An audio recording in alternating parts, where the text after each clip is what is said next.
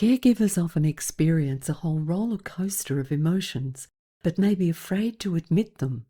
Anger, frustration, resentment, impatience, sadness. These emotions can feel uncomfortable because they don't fit the image many of us carry of what a loving caregiver should be.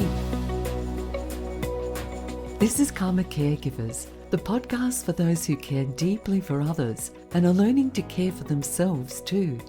I'm your host Lydia, and this is Series 2, The Real Caregiving Journey, What We Carry and What We Learn.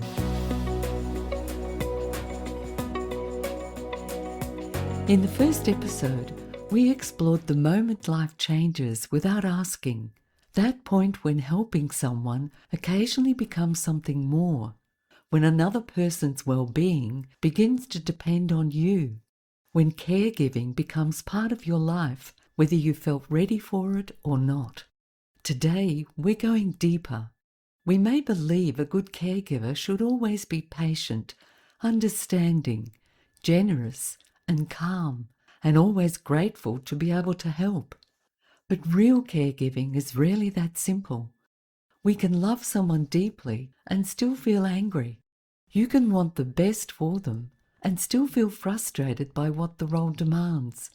You can feel compassion for their suffering while also resenting the changes caregiving has brought into your own life.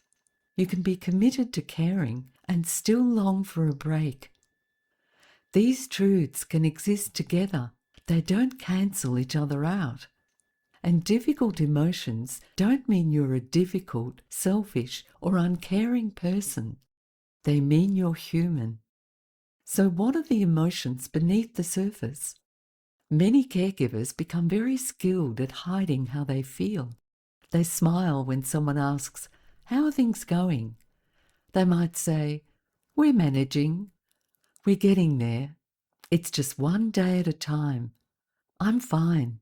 Sometimes they're the simplest way to avoid explaining something that feels too complicated. Because how do you explain that you love someone and at the same time feel worn down by how much they need from you? How do you admit that you sometimes feel angry with someone who's ill or debilitated, aging, grieving, or no longer able to manage as they once did? How do you tell people that you feel resentful when everyone assumes you'll continue doing more? How do you say that sometimes you miss your old life? Or that you're tired of being patient? Or that you don't want to answer another question, make another appointment, or solve another problem? These feelings can remain hidden because caregivers often fear judgment or what other people would think. They may also fear what these emotions say about them. So instead of acknowledging the emotion, they push it down. They continue and they try to cope. They tell themselves they should be more understanding, and often they add guilt and shame to the emotion that was already there. So how do you love someone while struggling with the role? One of the most important things to understand is that your feelings about your caregiving role are not necessarily the same as your feelings towards the person. You may love the person and you may be deeply committed to them. You may want them to feel safe, supported, and cared for, and at the same time, you may still struggle with what caregiving asks of you. The responsibility may be relentless, the tasks repetitive. The uncertainty may be exhausting, and you may feel as though your own life has become smaller. This doesn't mean that love has disappeared. It means that love is being asked to carry a great deal. We sometimes imagine love should make everything easier, but love doesn't remove tiredness. It doesn't automatically create patience. It doesn't replace sleep, practical help, financial security, or emotional support. Love can motivate us to keep going, but love alone can't always sustain us. Caregivers also need rest. They need recognition, boundaries. They need people who ask how they are. They need opportunities to be something other than the person who manages everything. You're allowed to love someone and dislike aspects of the role. You're allowed to feel tenderness and frustration in the same day, sometimes in the same hour. That doesn't make your love less genuine. It makes the experience more honest. Caring for my mum meant making difficult decisions, and the ones that I found most challenging were the medical ones. Once you're responsible for a loved one's well-being, there are decisions that make you stop and hesitate because it means taking responsibility for something you don't want to face. During one of her hospital visits, the medical team asked me to make a decision about what would happen in a life or death crisis, and that meant completing a legal document about whether to resuscitate her or not. This stopped me in my tracks. It was a decision that made me feel very alone and weighed heavily on me, and it's certainly not one that I ever thought I would have to make. But as power of attorney, the hospital was expecting me to respond. I found the pressure overwhelming and had to sit with it for several days. Even then, the uncertainty of whether you're making the right choice can make you feel sad, anxious, or even guilty. When we speak honestly about these moments, we don't diminish caregiving, we make room for the whole experience. Let's explore some of these often unspoken emotions. We'll start with impatience. Impatience often appears when the caregiver's inner resources are low. You may be tired, or hungry, or worried, or perhaps running late, or the most common, managing several tasks at once, or trying to solve a problem while the person you care for is confused, resistant, or distressed. In these moments, your voice may become sharper. You may respond too quickly. You may say something you later regret. And then the guilt arrives. You might often replay the moment. You think, I should have handled that better. They didn't deserve that. What kind of caregiver am I? It's important to take responsibility for how we speak and behave, but responsibility is different from self-punishment. Punishing yourself doesn't increase your capacity. It usually adds more emotional weight. A more useful response is to become curious. What was happening inside me at that moment? Had I ignored my own needs for too long? Was I trying to manage more than I could? Did I need to stop before continuing? Impatience can be a warning light. It may show that your capacity is running low. When we notice the warning signs earlier, we have a greater chance of responding differently. You may notice your breathing becoming shallow, your jaw tightening, your shoulders lifting, your thoughts speeding up, your voice becoming louder, your desire to escape the situation. These signs aren't evidence of failure, they're invitations to pause. Now let's move to frustration. Frustration often builds through repetition. The same question asked many times, the same refusal or the same problem returning. A task that should take 10 minutes taking an hour, or an appointment being cancelled. Paperwork being lost or information not being shared. A person insisting they're fine when you can see that they're struggling. Frustration can feel petty because each individual moment may appear small, but small moments accumulate. One interruption may be manageable. 20 interruptions can leave your nervous system on edge. One repeated question may be answered patiently. By the 10th time, your patience may be wearing thin. Caregivers often criticize themselves for becoming frustrated. They might say, they can't help it. I know they're not doing it deliberately. I should be more patient. Understanding why something is happening can help, but understanding doesn't remove the impact on you. You may understand that memory loss is causing repeated questions and still feel exhausted by answering them. You may understand that fear is causing resistance and still feel frustrated when every task becomes an argument. You may understand that pain is making someone irritable and still feel hurt when that irritability is directed at you. Compassion for the other person doesn't require you to deny your own experience. Frustration often tells us, I'm overloaded. I need a pause. I need a different approach. I need someone else to take over for a while. I can't continue responding in the same way. Sometimes the answer is not to become more patient. Sometimes the answer is to receive more support. And what about anger? How does this play out? Anger can be one of the most confronting emotions for caregivers. You may feel angry at the situation, or the illness, or the medical system. Angry at services that are difficult to access, or family members who don't help. Angry at friends who no longer understand, or often angry at the person you care for, and sometimes angry at yourself. Anger often appears when something feels unfair.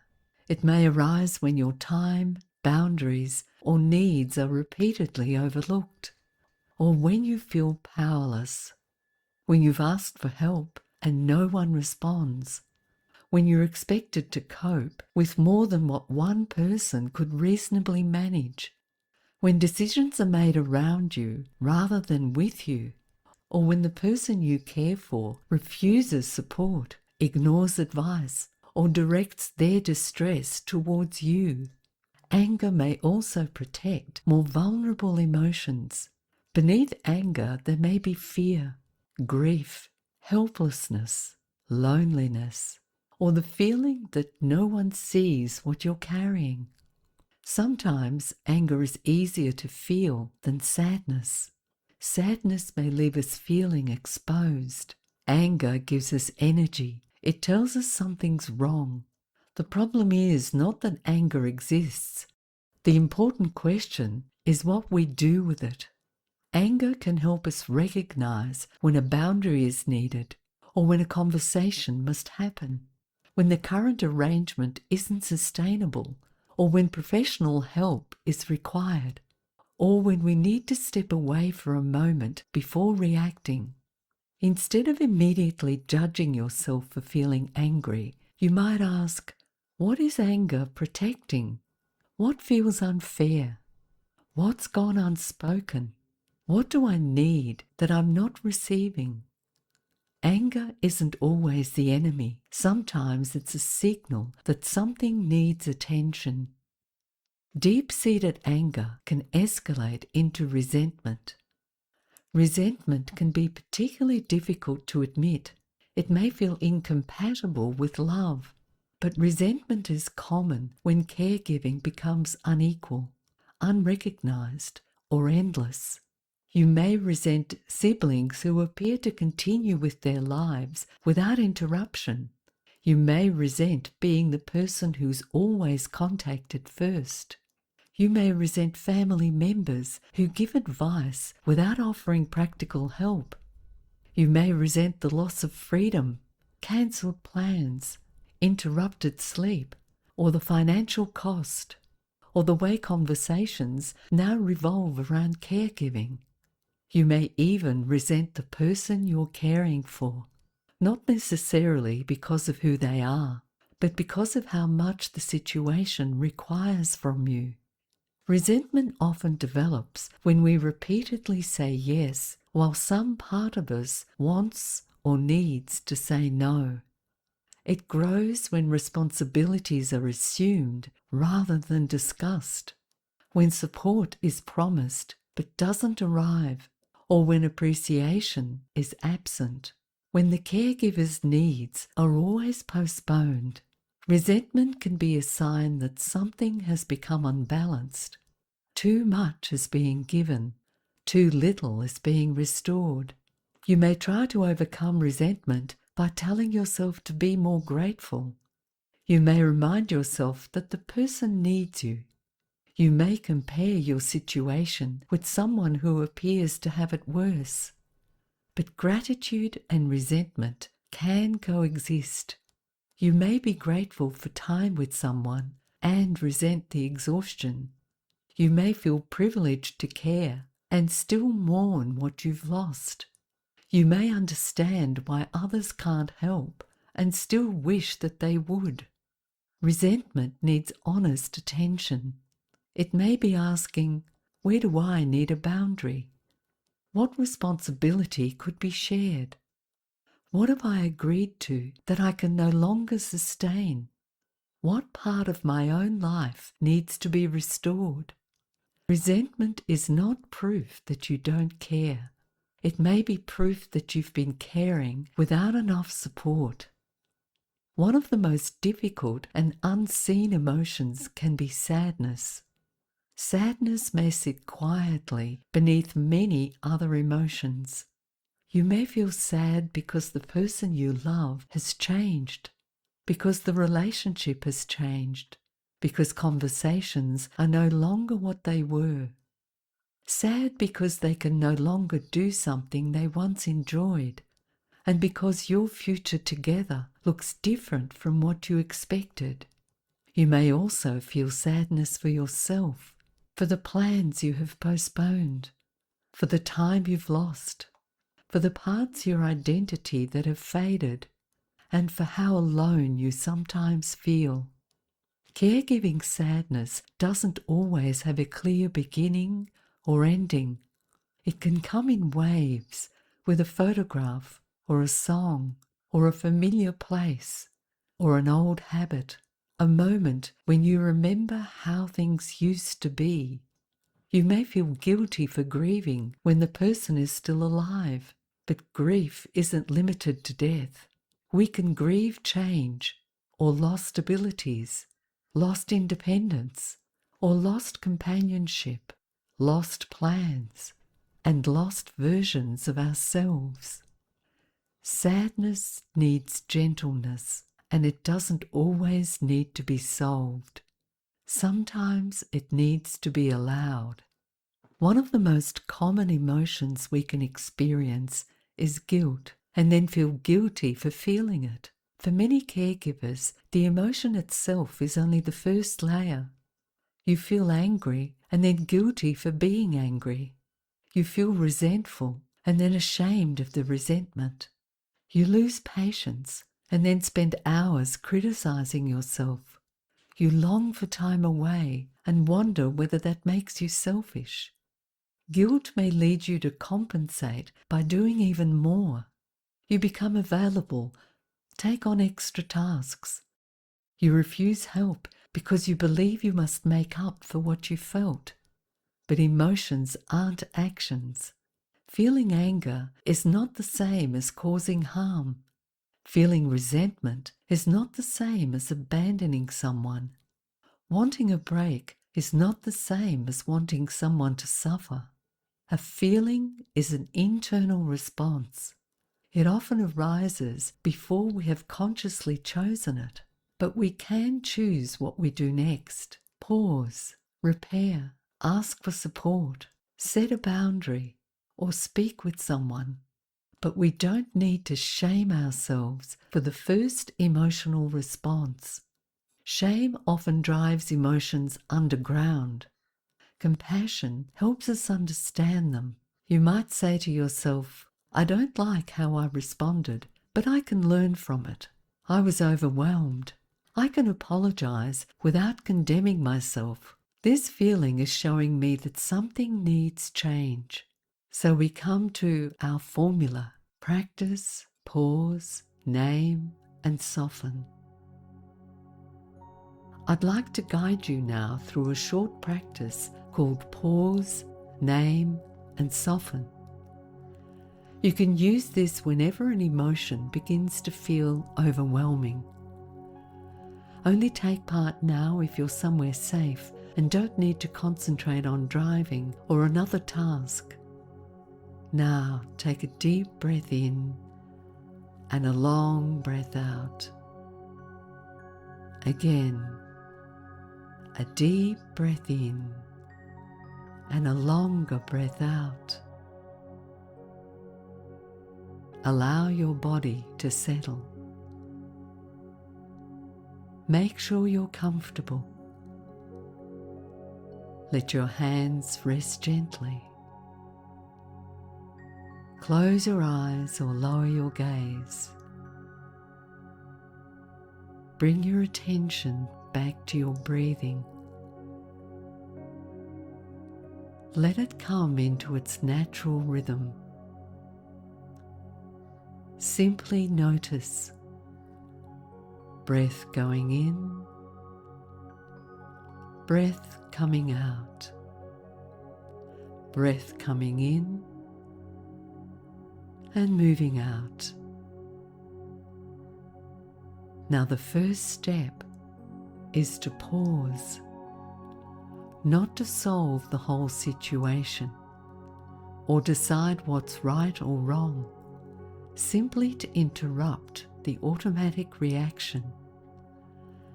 We silently say, pause. Begin to notice what's happening in your body. Is there tension in your shoulders? Tightness in your chest? A clenched jaw? Heaviness in your stomach? Heat in your face? Restlessness in your hands? Just notice. The second step is to name. Ask yourself, what am I feeling right now? Is it anger, frustration, resentment, impatience, sadness, fear, guilt, or exhaustion? Choose the word that feels closest to what you're feeling.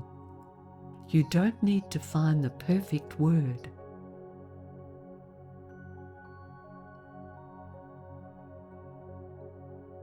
And silently say, this is anger, or this is sadness,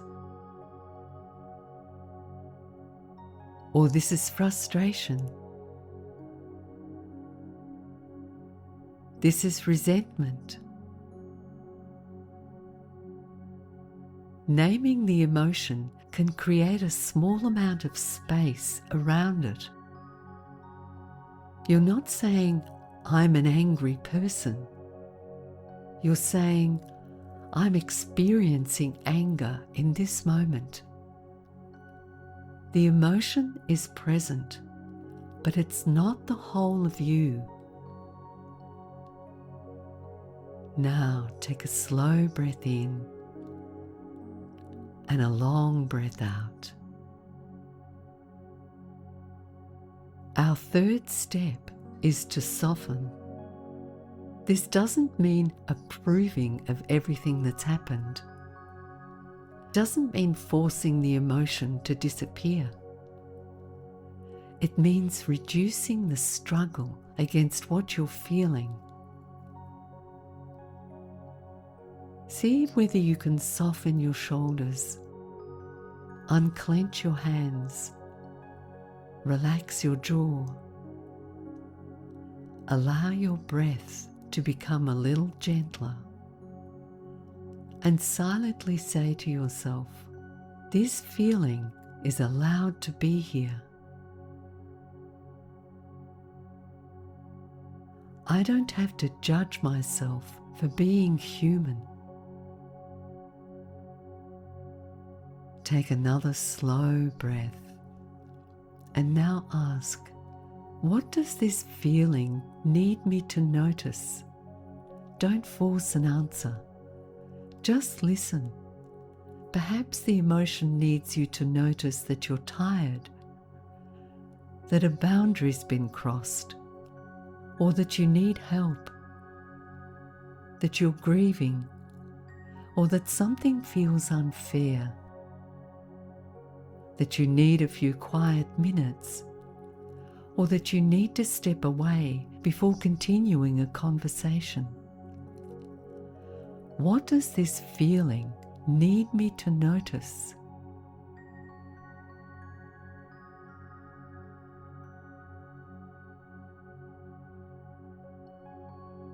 Now, take another deep breath in and out.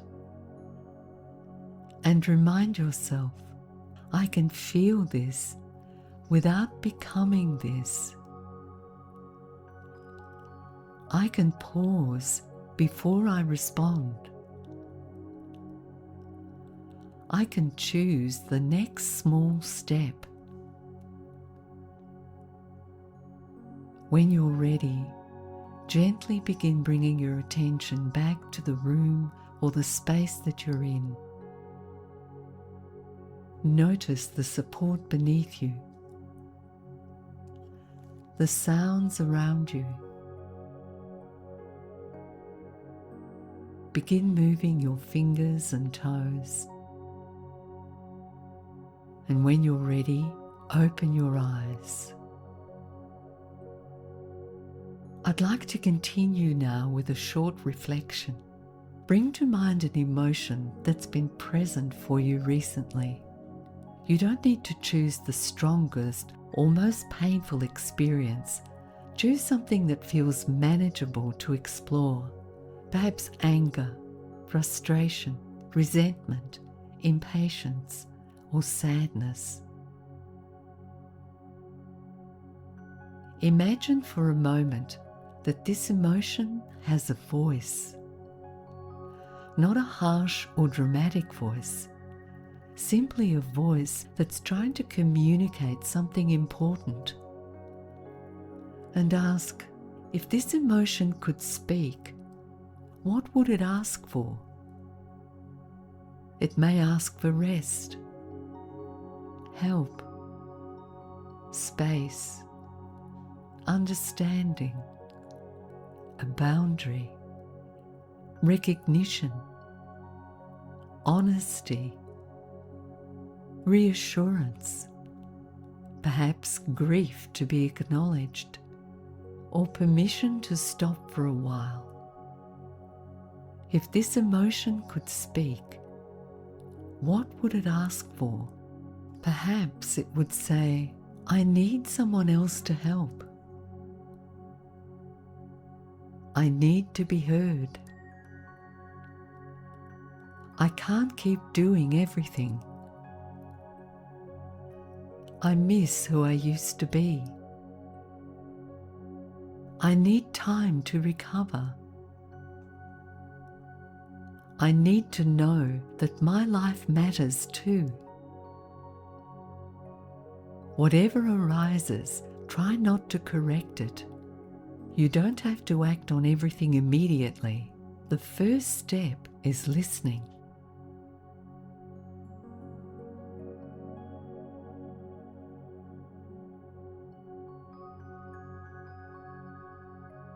Now ask, what's one small response I can offer this need?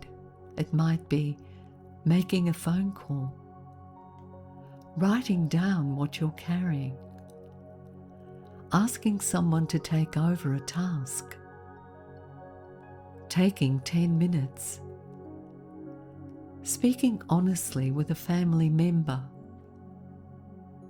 contacting a support service, making an appointment for yourself, or simply acknowledging, yes, this is hard. What's one small response I can offer this need?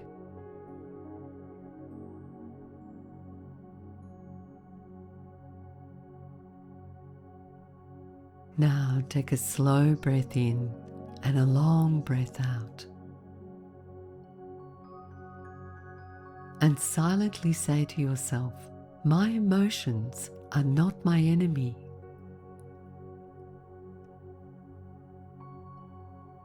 They're trying to communicate. I can listen with compassion.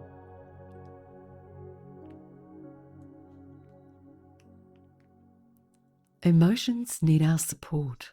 Some emotions will soften when they're acknowledged. Others may remain strong because the circumstances creating them have changed. A breathing practice can't solve a lack of respite.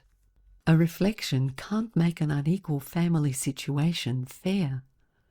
Self-compassion can't replace professional support when someone's at breaking point. These practices aren't designed to help you tolerate the intolerable. They're intended to help you hear yourself more clearly. Sometimes the message will be, I need more than a moment of calm. I need practical assistance. I need professional guidance. I need someone to take this seriously. Persistent anger, emotional numbness, despair, constant anxiety, or the feeling that you may lose control deserve attention. Seeking help isn't a failure of love. It's part of caring responsibly for yourself and for the person who depends on you. When it came to caring for my mum, one of the most challenging emotions was a deep sadness that no matter what I did or what quality of care I was offering her, her dementia was terminal. I was aware of this sadness every time I interacted with her, and I called it drip-fed grief. I tried to be as cheerful and uplifting as possible during our conversations, but the sadness was always sitting there underneath, and it needed me to pause and ask myself, what was this feeling trying to tell me? I realized that it felt like I was failing her somehow and feeling completely helpless, that a lot of what I was offering her felt in some way meaningless. I then had to pause and reframe my inner conversation and tell myself that I was doing the best I could, that I wasn't weak for feeling this sadness, that sadness doesn't erase the love. I told myself that I was truly lightening her load and that the quality of care that I was offering meant a great deal to her and to me. Our personal stories often show us that emotions aren't random weaknesses. They're responses to what we're living through. As we close today, I want to leave you with this reminder. You're not a bad caregiver because you feel angry. You're not selfish because you feel resentful. You're not uncaring because your patience runs out. You're not weak because you feel sad. And you're not failing because you sometimes struggle with your role. Your emotions don't erase your love. They often reveal the pressure under which that love is being expressed. They may be asking for rest or support, a boundary, recognition, honesty, or compassion. You don't have to approve of every reaction. You can take responsibility when repair is needed, but you don't need to punish yourself for being human. Before you return to your day, take a slow breath and remind yourself, I can love someone and still find this difficult. My emotions carry information. I can listen without judging myself, and I'm allowed to ask for what I need. In the next episode, we'll explore what happens when you stop feeling like yourself, when caregiving begins to overshadow your identity, relationships, interests, and sense of who you are. If this episode supported you, I invite you to like and subscribe to this podcast so new episodes arrive when you need them. And if you have a moment, leaving a short review helps other caregivers find this space too. And if you feel like you need more support, there are regular workshops exploring caregiver emotions with solutions, strategies, and holistic practices that bring more clarity, balance, and self-compassion in your day-to-day caregiving. The link's in the show notes. And if you'd like to know more about the next one, just drop me an email to hello@karmacaregivers.com. You can also follow the link to download the free self-care guide that provides small steps to bringing you back to yourself. Thank you for joining me for this episode of The Real Caregiving Journey, what we carry and what we learn. Until then, notice what your emotions may be trying to communicate. And as always, be gentle with yourself. Your care matters, and so do you.